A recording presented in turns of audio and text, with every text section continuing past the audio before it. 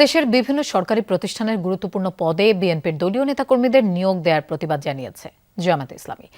এর মাধ্যমে বিএনপি জুলাই সনদের অঙ্গীকার ভঙ্গ করেছে বলে অভিযোগ করেছেন দলটির সেক্রেটারি জেনারেল মিয়া গোলাম পরওয়ার।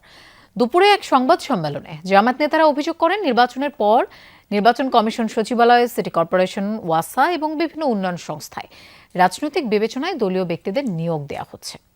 এমনকি নির্বাচন কমিশন সচিবালয়ে চিহ্নিত রাজনৈতিক ব্যক্তিদের চুক্তিভিত্তিক নিয়োগ দিয়ে নির্বাচন ব্যবস্থাকে প্রশ্নবিদ্ধ করা হচ্ছে।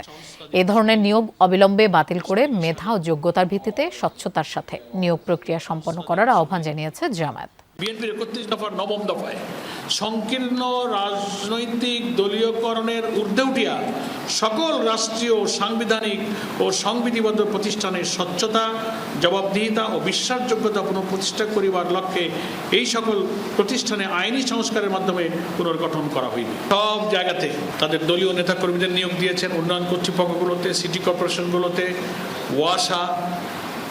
মানুষ বিস্মিত হচ্ছে।